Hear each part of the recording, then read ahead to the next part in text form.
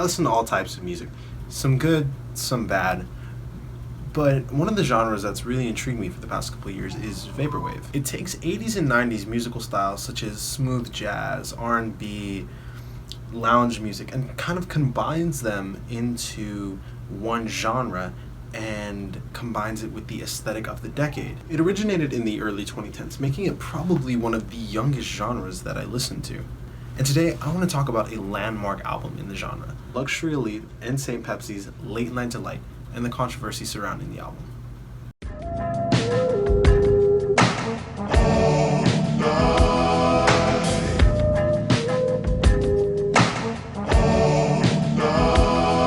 Picture this. It's a random night, probably in a small town. You decided to take a drive into the city and escape the stress of life. Luxury Elite side feels like a relaxing drive down a long stretch of highway. The only thing illuminating your path are highway lights. Traffic is sparse. All around you is dark, with the occasional gas station on the side of the highway. You still have some ways to go, so you set your car's cruise control. You sit back and enjoy the ride. You begin approaching the outskirts of the city. There are exit signs, hotels, more lights. The car is moving so fast, but almost feels slow since you've been so used to driving. You begin to wonder if this spontaneous trip through the city is worth it. The drive was satisfying, but you're alone. There's a glow in the distance. Then the stars vanish, replaced by the lights of the city. St. Pepsi's side feels invigorating, like a night in that city. It seems so alive compared to the mundane town that you reside in. You park your car and begin to stroll through the city, not sure what to do, but it feels like you have all the time in the world. You notice a woman quickly glance at you. At first you seem hesitant, but the city is so huge you'll probably never see her again, so you take the chance. She turns out to be a local and agrees to show you around, which seems a lot better than just aimlessly strolling through the city. You lose track of time until you and the woman decide to part ways, realizing you need to get home.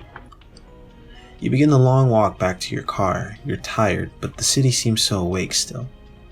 You don't look back. The allure of the neon signs and brightly lit advertisements may draw you back in. You get into your car and begin to drive back to the town. On your way back, it dawns upon you that you haven't eaten. There's nothing around you but a single McDonald's. You know there's nothing else for quite some time. So you pull into the drive-thru and order. On your way home, the stars appear again, and you come to the realization that you did, in fact, enjoy yourself.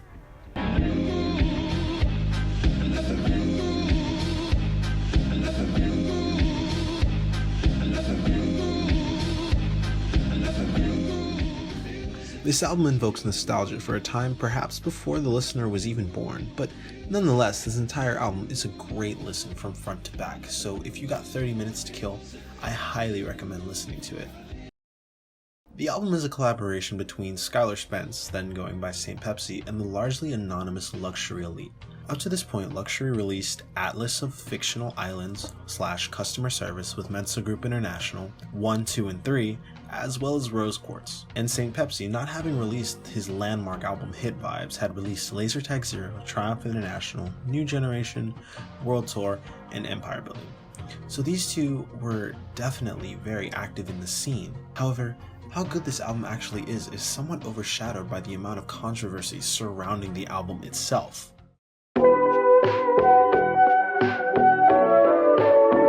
In a Reddit AMA, Luxury Elite claimed that the owner of Illuminated Paths was afraid they'd never get a cassette release of Late Night Delight because it would be too costly to clear all the samples. However, a tape copy was eventually released. The first pressing was supposedly handmade and sold for around $9 each, and included the bonus tracks Sizzling, Tonight, and Champion, the last one being a collaboration between St. Pepsi and Luxury Elite. There have been several restockings of the album, so if you must get it on cassette, I recommend getting it from Illuminated Paths, unless you're really wanting to shell out the cash for a specific version. However, it has been said on Reddit and Discogs that the tapes do not sound good. According to the artist Sephora Vibes, whose Bandcamp link will be in the description, who has released on Illuminated Paths, claimed in a comment on Reddit that all people who bought the tapes and contacted me about it told me that they were very noisy, low quality, and they didn't use the cassette artwork I gave them, alongside using recycled tapes, which also leads to the accusations that Illuminated Paths bought old, used cassettes and just dubbed them over. About a year ago, a post on Reddit by the user Vapor Funds Ltd, I'm assuming that means Vapor Funds Limited, came in with the claim that Luxury Elite and St. Pepsi did not get paid for any tape or vinyl reissues of Late Night Delight up until that point in time. This seems like a really bad move from the label, as up until that point in time, there had been 5 different tape editions and a 7-inch lathe-cut vinyl release that, according to the creator by the name of Pad Chennington, St. Pepsi himself had no clue even existed.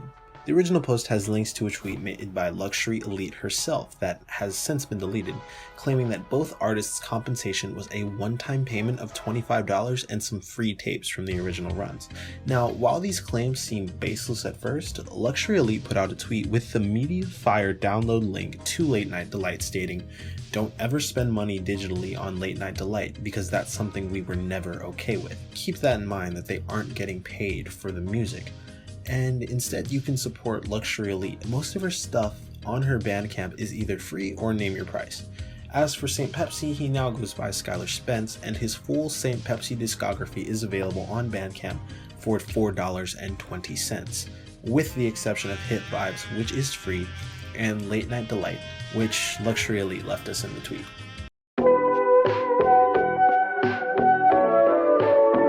With all that happening before I knew of either artist, when I heard the album for the first time, I actually really enjoyed it and bought a cassette. Now, even though I hate cassettes, I went ahead and got it, because at the time, the 7-inch lathe cut pressing was $70, and as of this recording, it's still on Discogs. I don't recommend buying it though. From the looks of it, the seller probably just saw the highest price it sold for and decided to base their pricing off of that. And from what I understand, the pressings are typically hit or miss with the quality. See, the record is lathe cut. Lathe cutting is a process which utilizes a sharp cutting stylus to engrave or emboss sound grooves onto a disc. Lathe cut records are an alternative to the modern practice of pressing records with metal plates. And from what I understand, it doesn't sound as good as an actual pressed record. And the packaging is also pretty bad. From what I've read, it's just a plain white inner sleeve with an oversized J card like for cassettes. So in my mind, shelling out the $9 for a cassette plus a free digital copy made a lot more sense.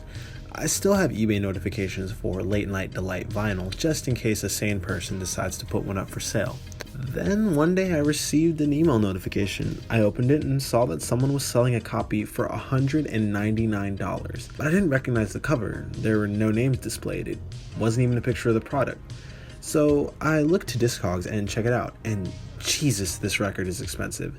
The cheapest is around $128.99, with the most expensive being $420. I thought to myself, okay, what is this guy selling? I gotta know. So I go to his profile, and this guy right here, not only does it say new seller, but he has 2 copies in his collection, and he even commented that he's super excited to get his copy on the release. The reply is what's funny though. Someone told him, "Of course you're excited to get yours. You're selling it for $420. Outrageous." Which, yeah, there's no escaping how bad the pricing is. Now that I knew that the whole album was pressed on vinyl, I went ahead and looked into it. It turns out it was released by a label known as My Pet Flamingo, and pre-orders went live in May of 2018. Pre-orders for the pressing sold out in less than a day, and some didn't even notice as it wasn't under the names of the artist but rather LE//SP. My Pet Flamingo elaborated on this, saying, "I've spoken to Luxury Elite myself. The reason we called it SPLE is because of the samples in this record. It was a sensible way to deal with the concerns over that aspect." See, the album contains unauthorized samples from an artist some of you may know who goes by the name of Michael Jackson.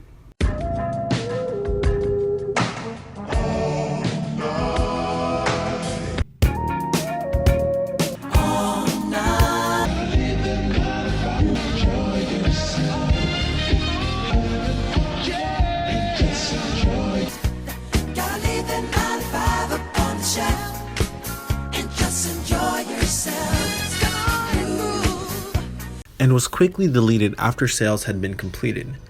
There were only about 250 copies of this pressing available, with 200 being sold through My Pet Flamingo.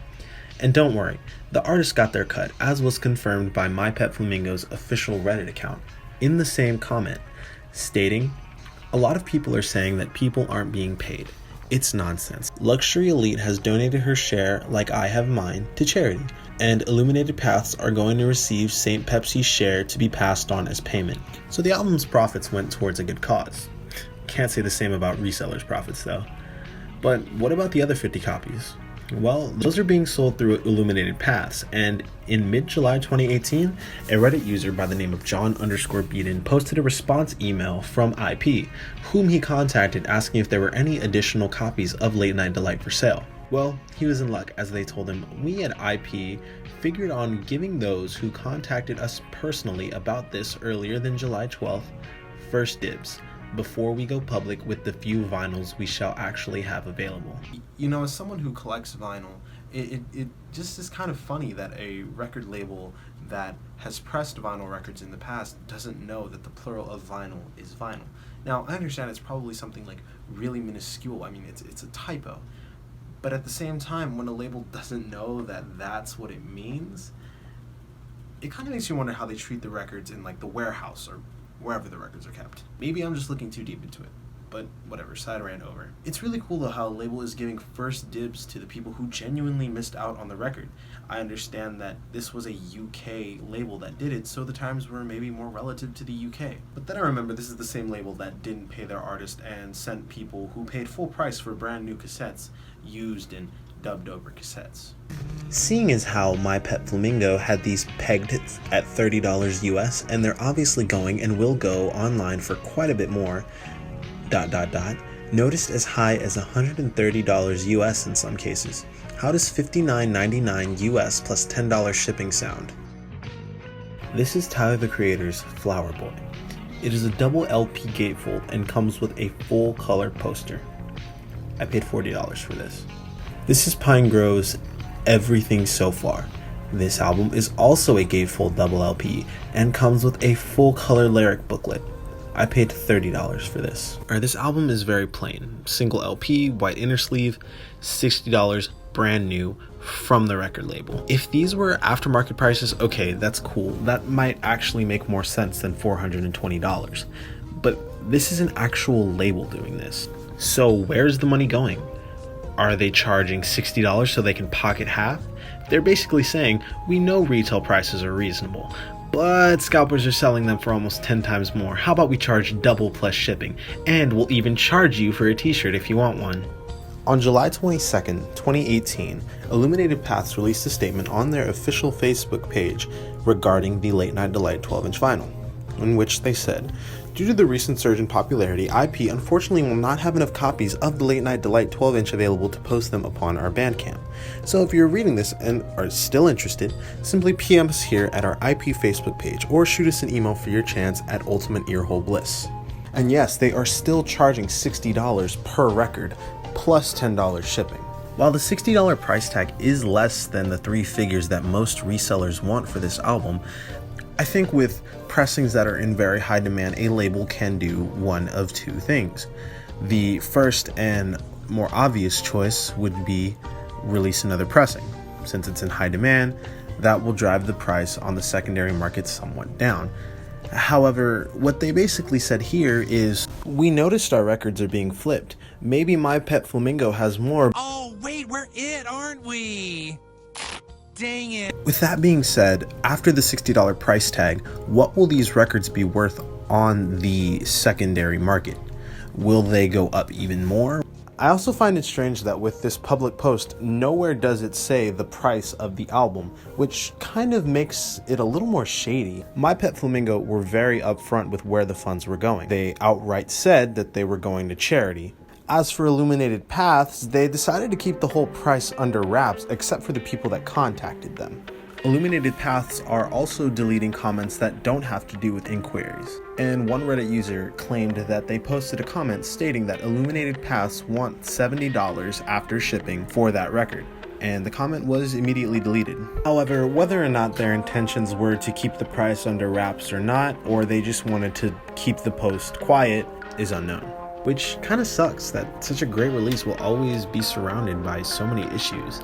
Hopefully this record will get a repress, or I'll get really lucky and find a copy somewhere at a record shop. Patience is something you need when collecting records. Unless it's Hit Vibes by St. Pepsi, then there's no use waiting.